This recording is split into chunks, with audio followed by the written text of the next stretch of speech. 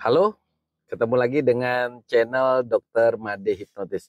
Kali ini kita berbicara soal trauma. Jadi trauma itu perasaan yang tidak menyenangkan yang melekat pada sesuatu. Misalnya kita trauma terhadap seseorang, trauma terhadap suasana, trauma terhadap benda tertentu. Misalnya kita takut naik pesawat, takut berada di jalan yang rame, takut di lampu merah, apa saja. Jadi trauma itu adalah perasaan yang melekat pada sesuatu. Nah, bagaimana kita menghilangkan trauma tersebut? Itu dokter ceritakan di VT-nya dokter sebelumnya. Tetapi kali ini kita berbicara soal trauma di mana orangnya yang jadi teringat-ingat. Jadi kita mengalami trauma dan orang yang menyebabkan trauma itu ada dan sering ketemu. Nah, Bapak ini mengalami hal tersebut.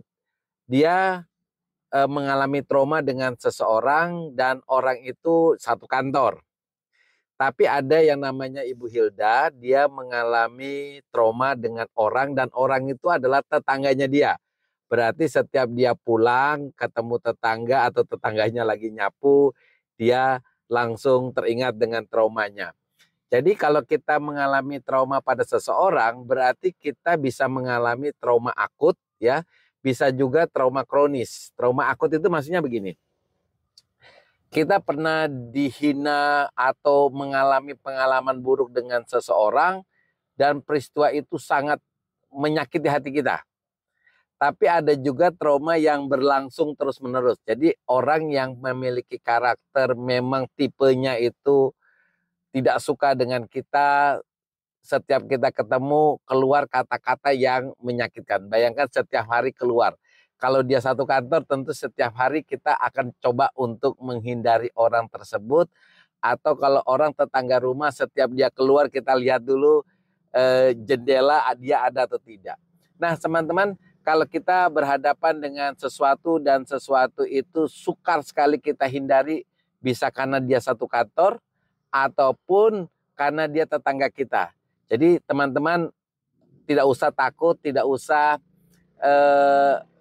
caranya supaya menghindar tidak ketemu, tidak usah. Jadi teman-teman hanya perlu mengubah mindset teman-teman. Oke, teman-teman melakukan yang namanya self hypnosis, hipnotis diri sendiri.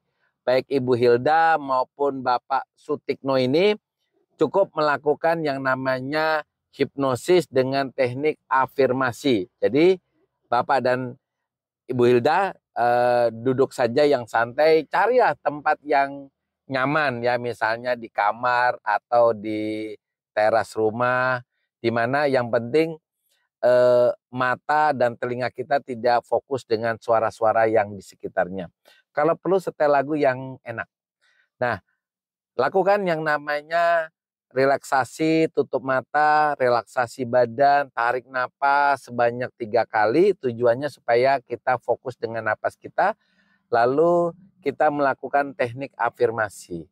Nah, bayangkan semua kata-kata yang menyakiti dari orang tersebut. Ya, bayangkan saja kata-katanya yang sadis, kata-katanya yang menyakitkan, atau peristiwa yang pernah dia permalukan kita. Semua hal-hal negatif pada orang tersebut ya taruh di sebelah kiri kita. Oke, di tangan kiri kita taruh saja semua hal negatif, kita ingat aja. Dia telah menghina kita, setiap saya ketemu dia selalu bilang kita ini, bilang kita ini, bilang kita ini. Semua yang negatif taruh di sebelah kiri kita. Oke, kemudian semua hal yang positif ada di tangan kita. Mungkin dia pernah berbuat hal yang positif ya, atau anggap aja dia tidak pernah berbuat hal yang positif lah, hanya hal negatif. Taruh di sebelah kiri kita. Nanti semua, jangan lupa ya, semua yang pernah dia hina kita, taruh di sebelah kiri kita. Oke, yakinkan hitungan ketiga, semua hal negatif yang ada di tangan kiri saya ini akan saya buang. Saya buang jauh-jauh dan saya buangnya ke belakang. Oke, hitungan ketiga, 1, 2, 3. Tek, jauh sekali.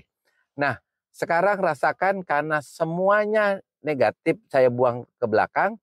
Dan mulai sekarang ketika aku ketemu dengan temanku itu yang satu kantor atau temanku yang tetangga itu, aku menganggapnya sebagai hal yang biasa lagi.